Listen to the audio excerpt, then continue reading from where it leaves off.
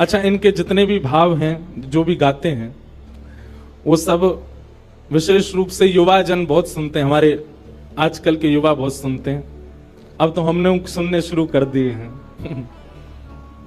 हंसे क्यों आप लोग? क्यों हम नहीं सुन सकते? अच्छा, इनके जितने भाव हैं आप ठाकुर जी के सन्मुख लगाओ तो सब बैठ जाएंगे वहां पर।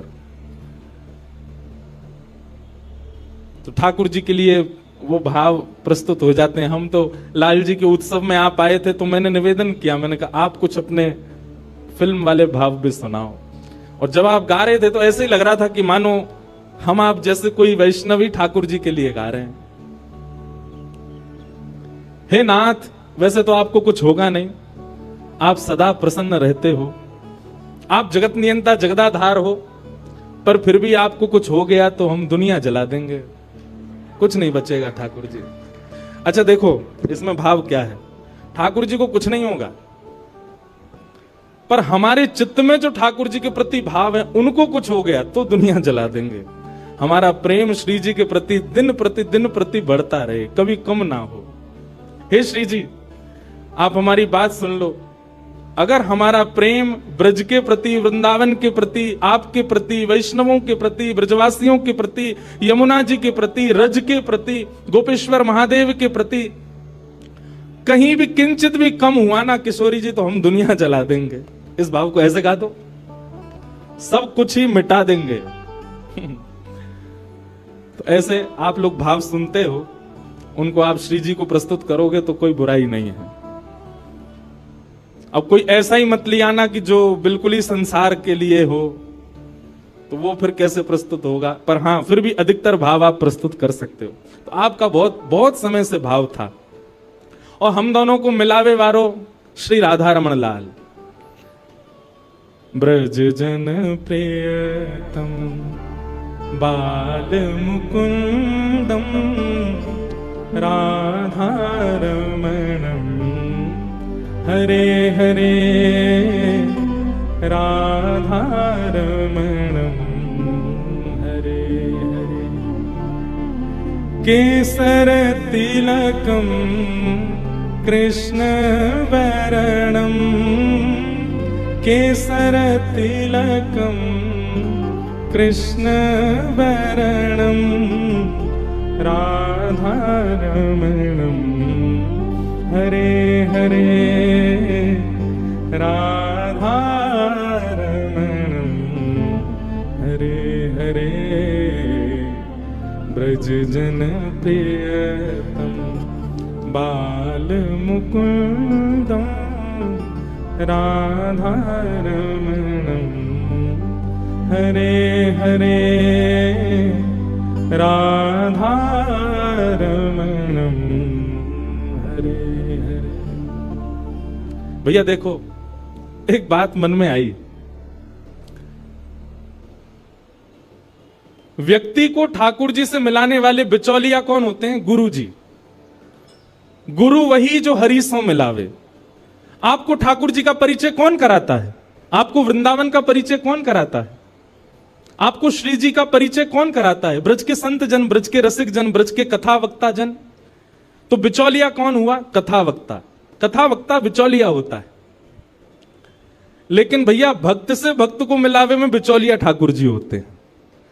हम दोनों, उनको कौन ने मिलवाया? श्री राधा रमण जी ने मिलवाया।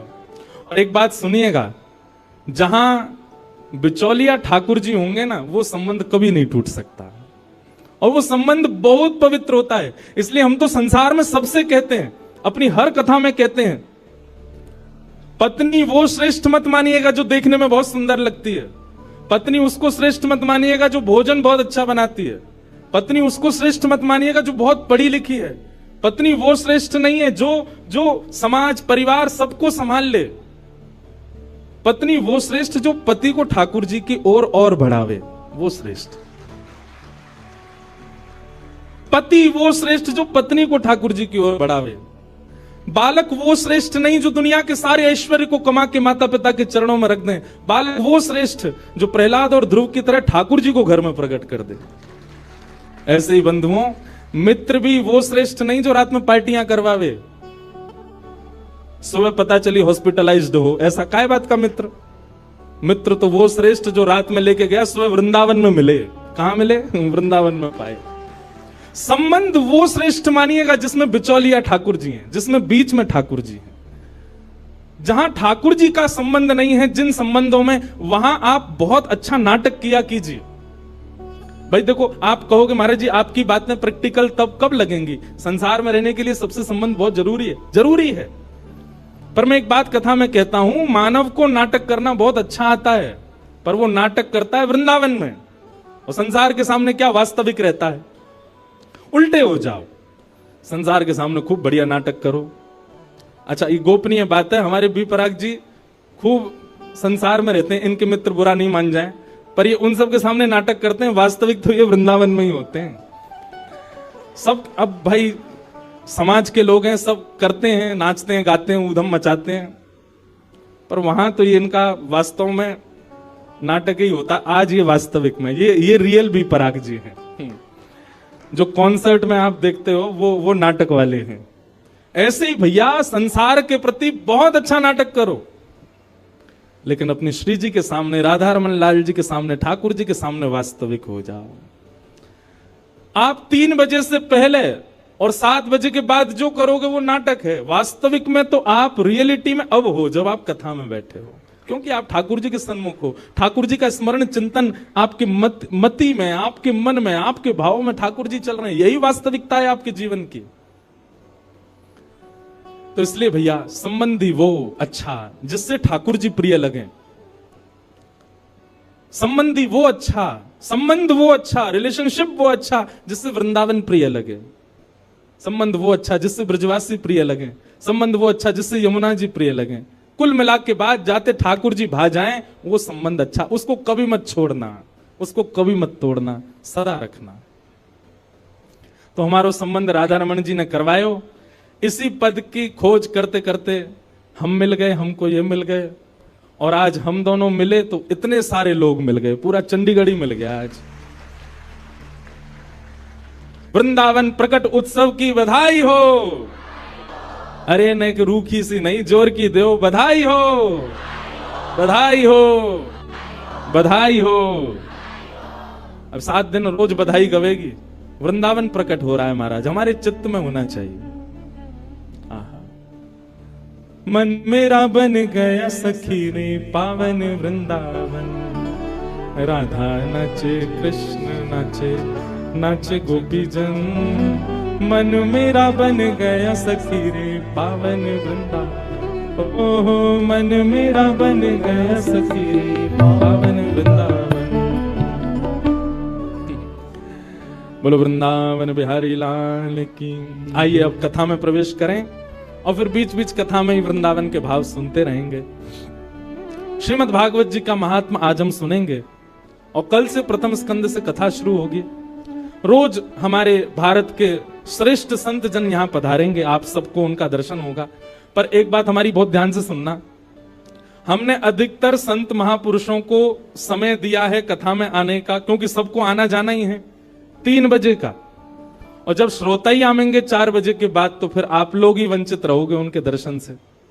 इसलिए हम तो 3 बजे, हम तो 2:30 बजे ही आ जाएंगे, यहाँ पे पीछे बैठे रहेंगे, 3 बजे मंच पे आएंगे। इसलिए आप लोग भी 2:30 बजे तक ही कल से आ जाना, ताकि जो भी संत जन, महापुरुष, कथा वक्ता जन जो यहाँ आ रहे हैं, बंद रहो भैया बार बार, उन लोगों का आप सबको दर्शन और उनके प्रवचनामृत प्राप्त हो जाए। इसलिए कल से बिल्कुल समय से आइएगा आप लोग। भागवत जी के महात्म्य में प्रवेश करें। प्रथम श्लोक भागवत जी का सब लोग बड़े भाव से मेरे साथ स्मरण करो। सच्चिदानंद रूपाय विश्वोत्पत्त्यादि हेतवे तापत्रय विनाशाय नमः। तापत्रय विनाशाय श्री कृष्णाय वयं नमः। सच्चिदानंद रूपाय, भगवान कैसे हैं? 3 रूप हैं ठाकुर जी के, सत्य, चैतन्य और आनंद। चाहे आप बिहारी जी का दर्शन करो, गोविंद देव जी का दर्शन करो, गोपीनाथ जी, राधा रमण जी, राधा वल्लभ जी, आपके घर के लड्डू गोपाल जी, श्री प्रियालाल जी, सब तीन रूप में व्यवस्थित हैं। उनका स्वरूप विपरीत हो सकता है, उनका श्रृंगार विपरीत हो सकता है, पर रूप तीन ही है, सत्य, चैतन्य और आनंद। ठाकुर जी ही सत्य हैं इस संसार में, और कोई सत्य नहीं है। त्रिकाला बाधित सत्य हैं, वे परम सत्य हैं। हम एक बात कथा में कहा करते हैं, जिस व्यक्ति के सामने झूठ बोलने में आपकी जीव को संकोच होता हो, बहुत ध्यानपूर्वक सुनिएगा, जिस व्यक्ति के सामने झूठ बोलने में आपकी जिह्वा को संकोच होता हो, आप ये विश्वास मान लीजिएगा, या तो वो ठाकुर जी का अंश है या कोई परम भजनानंदी वैष्णव है।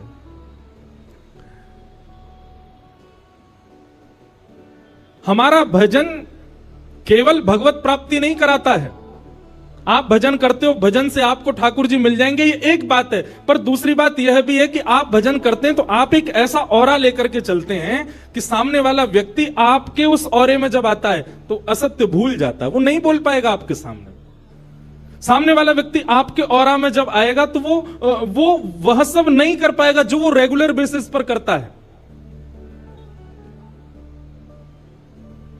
उस व्यक्ति के चित्त में कहीं ना कहीं ठाकुर जी के प्रति प्रेम प्रकट होता है। इसलिए भजन केवल इसलिए नहीं करना है कि हमको ठाकुर जी मिले, भजन इसलिए भी करना है कि वैष्णव जब चलता है, जब घूमता है, जब विचरण करता है, उसके विचरण से ना जाने कितनों का चित्त पवित्र होता है।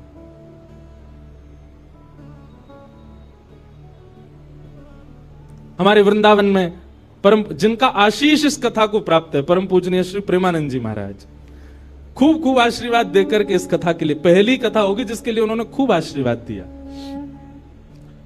वो जब निकलते हैं, लोगों की स्थिति देखो आप वहां पर, कैसी स्थिति हो जाती है। बस नेत्रों से नीर बहते हैं, और वो नीर कष्ट के नहीं होते, वो नीर पीड़ा के नहीं होते, वो अत्यंत आह्लाद के होते हैं, अत्यंत प्रसन्नता के होते हैं। कितने लोग घुटने पर बैठ करके अपने विषादों को, अपनी जीवन की समस्त पीड़ाओं को केवल उनके दर्शन मात्र से उनको लगता है कि बस सब नष्ट हो गया। ये आज की बात नहीं है, सदा सर्वदा से हमारे भारत में ऐसे ऐसे लोग जन्म लिए हैं। इस्कॉन के स्थापक ऐसी भक्ति वेदांत स्वामी श्री प्रभुपाद, अरे महाराज, विदेश की भूमि पर जाकर के उनके दर्शन मात्र से अंग्ल देश के लोग हरे कृष्ण कृष्ण कृष्ण हरे हरे, हरे राम राम राम हरे हरे महामंत्र का उच्चारण करने, क्या जाने वो कौन कृष्ण, कौन बलराम, कौन यशोदा मैया। बुरा नहीं मानिएगा, दुर्भाग्यवश हम सनातनी लोगों के बच्चे इतना नहीं जानते होंगे, पर भक्ति वेदांत स्वामी श्री प्रभुपाद जी की कृपा से अंग्रेजों के बच्चे, उनको गीता के 700 श्लोक याद है, उनको भगवत गीता कंठस्थ है, उनको ठाकुर जी की पूरी लीलाएं याद है। स्वामी श्री विवेकानंद, किन किन का नाम लें हम, इनकी उपस्थिति मात्र से, इनके आने, रियल इन्फ्लुएंसर इनको कहा जाता है। किनको कहा जाएगा? जो आपकी बुरी आदतों को भी केवल अपनी उपस्थिति मात्र से नष्ट कर दे। अरे बोलना तो बहुत आगे की बात है, प्रवचन करना बहुत आगे, वो खड़े हो जाएं सामने, आप कुछ गलत कर नहीं सकते। क्यों? क्योंकि उनके भजन में इतनी सामर्थ्य है, उनके भाव में इतना बल है कि आप उनके सन्मुख कुछ अपशब्द बोले ही नहीं सकते, सोचे नहीं सकते। दुनिया के सामने आप नेत्रबंद करो तो आपके चिंतन में विषय भी आ जाएंगे, आपके चिंतन में सांसारिक वस्तुएं भी आ जाएंगी, पर आप किसी ऐसे वैष्णव के सामने खड़े हो, आप चाहकर के भी विषय का चिंतन नहीं कर सकते, आप चाहकर के भी संसारी भोग विलासों को सोच नहीं सकते। इसलिए भजन केवल इसलिए नहीं करना है कि हमको ठाकुर जी मिलेंगे, भजन इसलिए भी करना है क्योंकि भजन करने से जब आप चलते हैं, फिरते हैं, घूमते हैं, बैठते हैं, उठते हैं, तो आपके भजन के प्रभाव से कितनों पर क्या क्या प्रभाव हो रहा है आप नहीं जानते। भगवान सत्य है, कितना भी बड़ा झूठा व्यक्ति क्यों ना हो, ठाकुर जी के आगे सत्य ही बोलता है, वहां असत्य नहीं बोल सकता। हम एक बात कथा में कहा करते हैं, बहुत ध्यानपूर्वक सुने सब लोग, इधर देखो यहां देखो, 3 घंटा बस हमको ही देखना आपको, और बिल्कुल यूं चिंता मत करियो कि हमने ज्यादा देखो तो व्यास जी को नजर लग जाएगी, बिल्कुल नहीं लगेगी। हमारे संग में ठाकुर जी हैं, कारे हैं, या को मतलब कारो काजल संग ही है, तो कोई नजर फजर नहीं लगेगी। आप भाव से कथा सुनो। हाँ, कोई आवे कोई जावे, आपका मन विचलित नहीं होना चाहिए, बड़े भाव से सुनो। तो भगवान सत्य हैं। अत्यंत असत्य बोलने वाला व्यक्ति भी ठाकुर जी के सामने असत्य नहीं बोल सकता, वहां सत्य ही प्रकट होता है। तो मैं कथाओं में कहा करता हूं, 108 माला रोज करने वाला, नित्य तिलक लगाने वाला, कंठी माला धारण करने वाला, एकादशी व्रत करने वाला, हर महीने वृंदावन जाने वाला, उस व्यक्ति का जितना पुण्य है, उस व्यक्ति की जितनी भक्ति है, उस व्यक्ति की जितनी श्रेष्ठता है, उतनी ही श्रेष्ठता उस व्यक्ति की भी है जो सत्य का आचरण करता है। भले ही वो तिलक नहीं लगाता है, भले ही वो एकादशी नहीं रखता है, भले ही वो कंठी नहीं पहन पाता, भले ही वो वृंदावन नहीं जा पाता, पर सत्य वचन बोलता है, सत्य का आचरण करता है। ऐसा व्यक्ति भी पुण्यात्मा है, ऐसा व्यक्ति भी साधक है। क्यों? वो सत्य की उपासना कर रहा है। तो भगवान का पहला स्वरूप क्या है? सत्य। वे सत्य हैं। और कैसे सत्य हैं? बोले त्रिकालाबाधित सत्य हैं। जब हम नहीं थे वृंदावन तब भी था, आज हम हैं वृंदावन आज भी है, हम नहीं रहेंगे वृंदावन बिहारी लाल, कुंज बिहारी लाल, राधा रमन लाल तब भी रहेंगे। अरे जब ये स्वरूप प्रकट नहीं हुए थे वृंदावन तब भी था। वृंदावन कोई ब्रह्मा की बनाई कृति नहीं है। वृंदावन को तो हमारी श्यामा जी ने अपने स्वयं के निज कर से बनाया है। वृंदावन का एक एक कण, वृंदावन में एक एक पौधा, वृंदावन की एक एक गली कूचा, वृंदावन की एक एक वस्तु श्री जी ने पधराई है। इसलिए उसके प्रति कभी दुर्भावना नहीं लानी चाहिए चित्त में।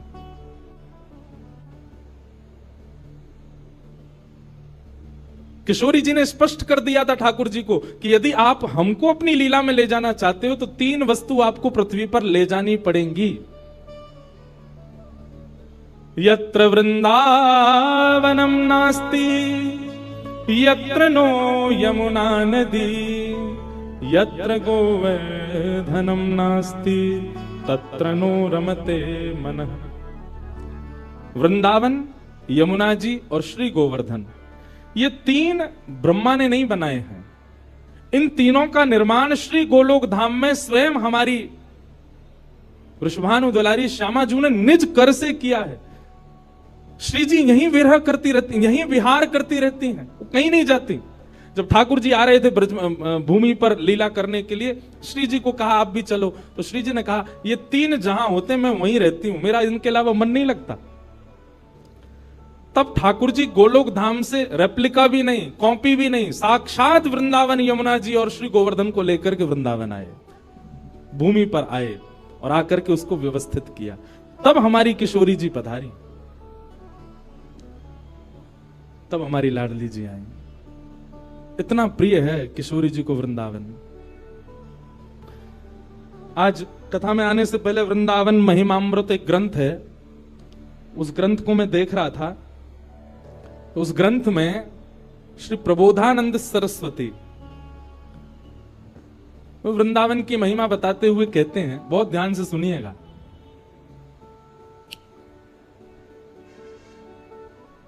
इस दुनिया में सबसे बड़ा आश्चर्य क्या है? इस दुनिया में सबसे बड़ा आश्चर्य है भगवान, सबसे बड़े आश्चर्य। और उन आश्चर्य रूपी भगवान ने दुनिया बनाई तो निश्चित है कि दुनिया भी आश्चर्य रूप से भरपूर है। वो 7 वंडर्स नहीं, 7 आश्चर्य नहीं जो लोग देखने जाते हैं, पर दुनिया में हर वस्तु, मैं भी आश्चर्य हूं, आप भी आश्चर्य हो, हम सब आश्चर्य हैं। क्यों? क्योंकि हमको आश्चर्य रूपी भगवान ने बनाया है। आश्चर्य का मतलब समझते हैं ना? आश्चर्य रूपी भगवान ने सृष्टि को बनाया तो निश्चित है कि सृष्टि आश्चर्यजनक है। आश्चर्यजनक भगवान ने आश्चर्यजनक सृष्टि को बनाया, पर ऐसे आश्चर्यजनक भगवान जिनको देख के ब्रह्मा भी आश्चर्यचकित हो जाता है, वह श्री कृष्ण भी वृंदावन को देख करके आश्चर्य में रहते हैं। वह श्री जी भी वृंदावन को देख करके आश्चर्य में रहती हैं। वह सब सखियां भी, बलराम जी भी, ये सब वृंदावन को देख करके आश्चर्य में रहते हैं कि ये कैसा है। श्रीमद् भागवत में केवल वृंदावन के लिए लिखा है, वृंदावनम संप्रविश्य सर्वकाल सुखावम। ठाकुर जी इतने प्रसन्न हुए, जैसे ही वृंदावन आए तो वृंदावन आते ही ठाकुर जी की प्रसन्नता में नेत्रों से अश्रुबिंदु प्रकट हो गए। इतने प्रसन्न हो गए ठाकुर जी। और वृंदावन में ठाकुर जी को कुछ करना, वो तो बात की बात है, बस ठाकुर जी को बैठे रहना ही पसंद है। वहां की ब्यार चलती रहे, वृंदावन के वृक्ष झूमते रहे, वृंदावन में ठाकुर जी को बैठना प्रिय है, केवल देखते रहना प्रिय है। इतना प्रिय है ठाकुर जी को वृंदावन। ऐसा वृंदावन, तो वृंदावन भी सत्य है। जैसे ठाकुर जी का स्वरूप सत्य है, वृंदावन भी सत्य है। क्यों? हजारों लोग वृंदावन जाते हैं और सबके चित्त में वृंदावन ऐसे घर करके बैठ जाता है। जो एक बार जावे, वृंदावन में भीड़ खूब, वृंदावन में व्यवस्था इतनी ज्यादा नहीं है, वृंदावन में प्रशासन के इतने वो हैं, बिहारी जी भी अगर दर्शन करना हो तो बहुत योजनाएं बनानी पड़ती हैं, पर फिर भी वृंदावन सबको इतना प्रिय क्यों है? क्योंकि वह वृंदावन ठाकुर जी को अति प्रिय है। इसलिए जब वृंदावन रसामृत पद लिखा गया तो उस पद की प्रथम पंक्ति में यही शब्द आए, श्यामा हृदय कमल सो प्रगट्यो। हम विश्राम में पूरा गाएंगे, पर अभी एक भाव है, श्यामा हृदय कमल सो प्रगट्यो, श्याम हृदय को भाई, वृंदावन प्यारो वृंदावन, श्री वृंदावन मेरो वृंदावन। वृंदावन किशोरी जी के हृदय से प्रकट हुआ है। और जब किशोरी जी के हृदय से वृंदावन प्रकट हुआ तो ठाकुर जी को वृंदावन इतना भाया, इतना भाया, इतना भाया। अरे भैया, किसी को कोई स्थान भा जाए तो वो वहां एक घर बनाता है। जैसे चंडीगढ़ के लोगों को शिमला भा जाए तो शिमला में एक घर बना लेते, ज्यादा पैसा आ जाए तो। और पैसा नहीं भी आए तो उसका ड्रीम क्या होता, पैसा आएगा तो सबसे पहले क्या करेंगे, शिमला में घर बनाएंगे।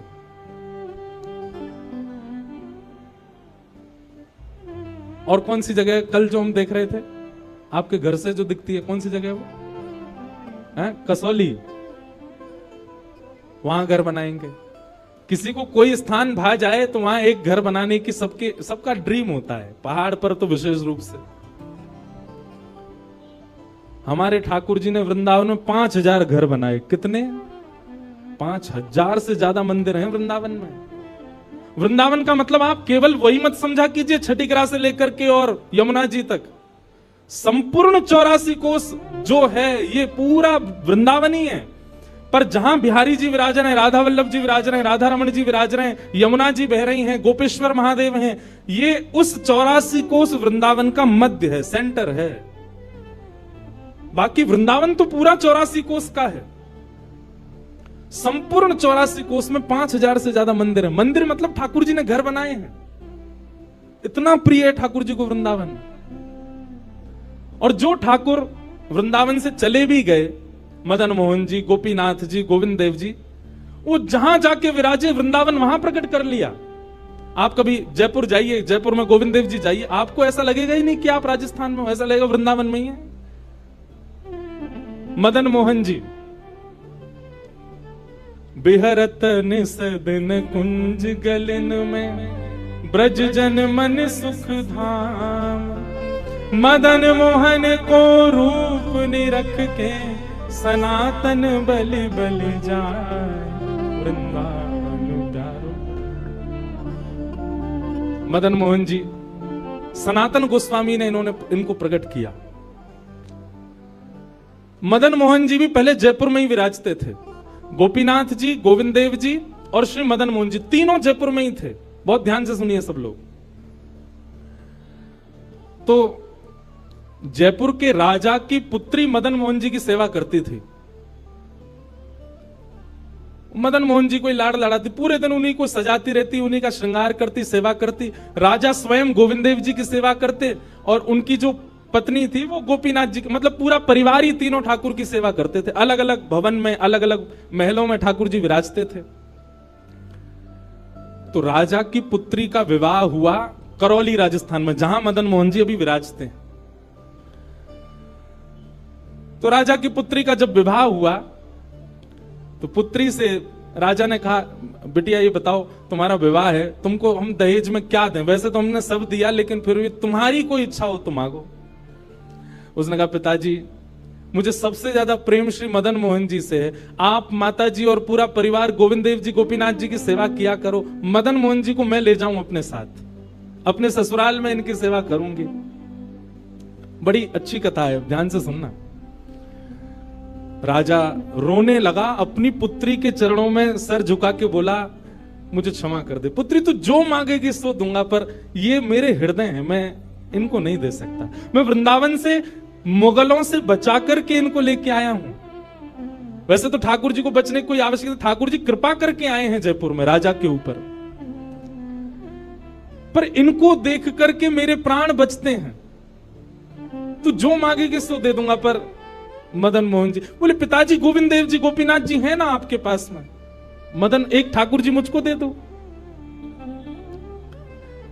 यहां राजा की जिद हो गई, नहीं दूंगा। पुत्री की जिद हो गई कि मुझे तो चाहिए, नहीं तो मैं विदाई नहीं होंगी।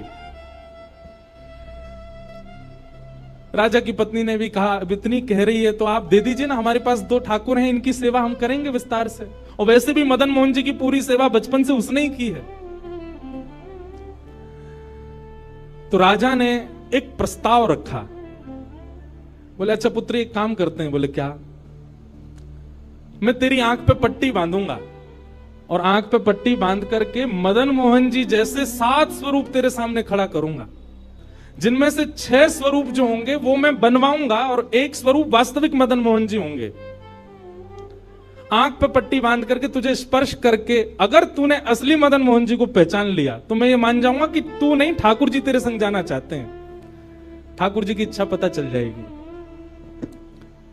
तो राजकुमारी बोली, ठीक है आप ये प्रयोजन कीजिए।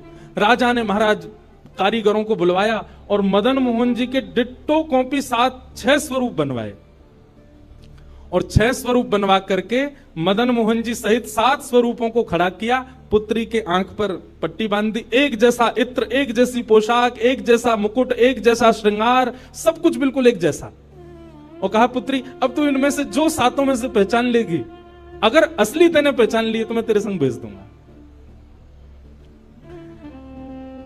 उसने हाँ तो बोल दिया, लेकिन वो कांपने लगी, घबराने लगी। जैसे ही उसने नेत्रबंद किए तो कथा ऐसी है कि वो रात्रि में जब सोई, अगले दिन परीक्षण होना था, तो रात्रि में जब सोई तो बहुत रोई और ठाकुर जी से कहने लगी, नाथ मैं आपसे बहुत प्रेम करती हूं, मैं आपके बगैर नहीं रह सकती, पर मेरे पिताजी की बहुत जिद है। अब कहीं मैं आपको नहीं पहचान पाई, मेरे तो प्राण ही निकल जाएंगे, विदा होना तो बहुत दूर की बात है। रुदन करते करते करते करते बंधुओं, एक मेरी बात बहुत ध्यान से सुनिएगा। कभी ठाकुर जी के विरह में यदि आपके अश्रु नहीं आए हैं ना, तो अभी आप भक्ति के भाव से बहुत दूर हो। आपको वृंदावन जाना अच्छा लगता है, वृंदावन में घूमना अच्छा लगता है, राधा राधा नाम ध्वनि पर झूमना अच्छा लगता है, कथाएं प्रवचन सत्संग बढ़िया लगते हैं। ये सब एक प्रथम सोपान, प्रथम सीढ़ी है, पर प्रमुख सीढ़ी तो भजन मार्ग या भक्ति पथ की विरह है। अगर वो आपके चित्त में कभी ठाकुर जी के लिए नहीं आया है तो अभी आप बहुत पीछे छूटे हुए हो। रात भर रोती रही और रुदन करते करते, नाथ मैं कैसे पहचानूंगी कि आप सत्य कौन से हो?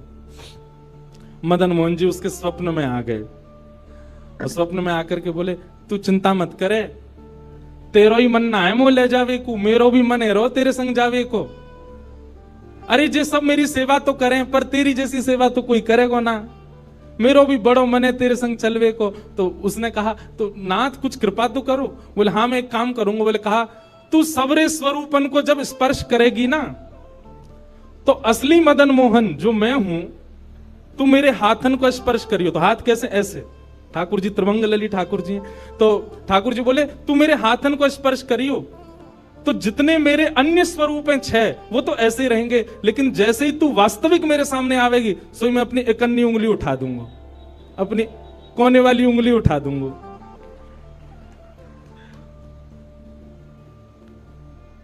ठाकुर जी कितना प्रेम करते हैं अपने भक्त से। ठाकुर जी बोले मैं अपनी इकन्नी उंगली उठा दूंगा और तू स्पर्श करती करती मेरी जैसे इकन्नी उंगली उठे वाकू पकड़ लियो और तुरंत पिताजी से कह दियो जय रे मदन मोहन जी, मैं चल दूंगा तेरे संग।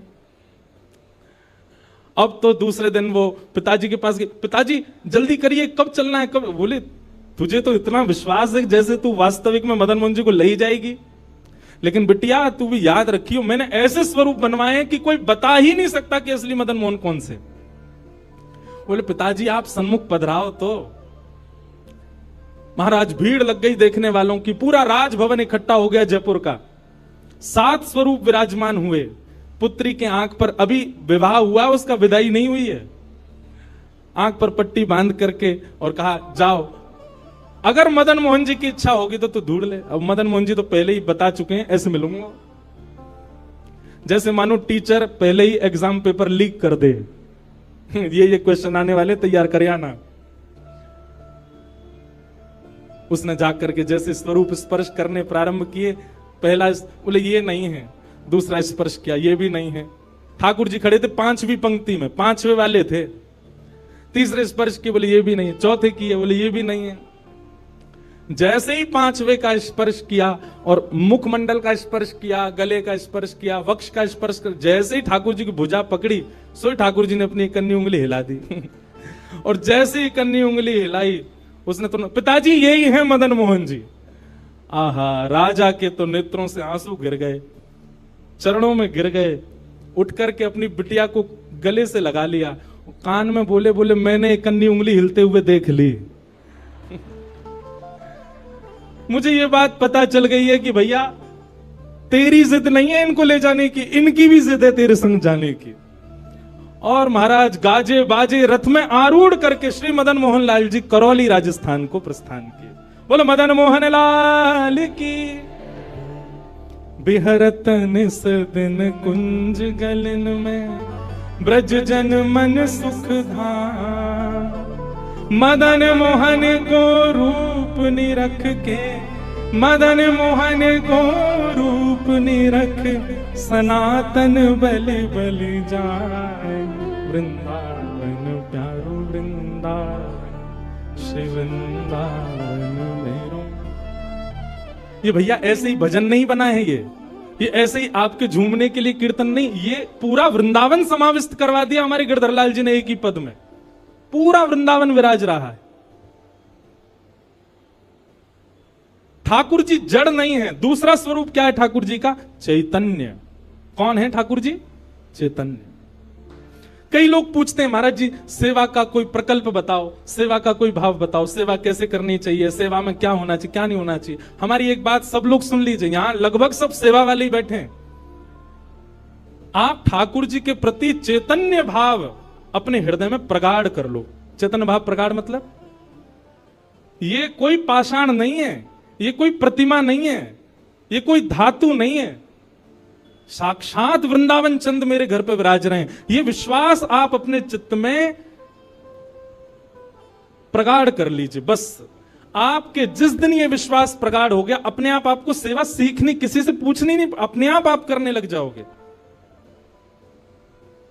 अरे मां को नहीं बताना पड़ता पुत्र की सेवा कैसे होती है, पत्नी को नहीं सिखाना पड़ता पति को कैसे पूछना है। सारे संबंध हम अपने आप सीख लेते हैं। तो ठाकुर जी से जो हमारा प्रेम भाव है उसके लिए हमको पूछना क्यों पड़ता है कि कैसे करें, भोग कैसे लगाएं, सुलाएं कैसे, ये कैसे करें। शास्त्रीय बात पीछे है, पहले आप प्रेम भाव में तो आओ। ठाकुर जी अपने आप सिखा देंगे अपनी सेवा कैसे करनी।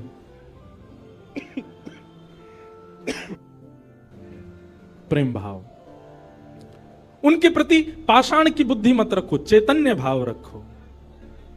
जैसे आपके चित्त में चैतन्य भाव आया कि ये तो चलते फिरते उठते बैठते सब करते हैं, केवल मेरे सामने ऐसे खड़े हो जाते हैं मूर्तिमंत होकर के, मानो ये ठाकुर जी मुझसे कह रहे हैं कि तू अपनो इतना प्रेम मोको प्रदान कर कि मैं चलन लगूं, मैं फिरन लगूं। सब लोग एक बात याद रखिएगा, जिसके भी घर में ठाकुर जी की सेवा है, ठाकुर जी हमको चैलेंज करते हैं, अगर तो में सामर्थ्य हो तो अपनी भक्ति से, अपने भाव से, अपने समस्त प्रयासों से तू मुझे चलवा के दिखा दे, तू मुझे बुलवा के दिखा दे। बोलो गंगा मैया की जय। वापस प्रस्थान कर जब महाराज जी हरिद्वार को प्रस्थान कर रहे हैं, महाराज जी के श्री चरणों में बार आऊंगा महाराज जी, मैं दिसंबर में आऊंगा जल्दी।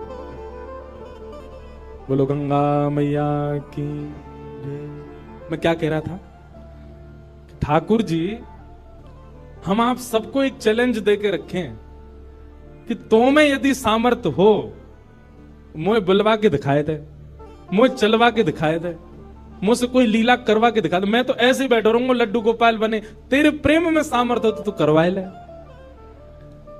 जिस दिन ठाकुर जी हमारे घर आ जाते हैं, उसी दिन से हमारी एक चैलेंज हमारे ऊपर आ जाता है।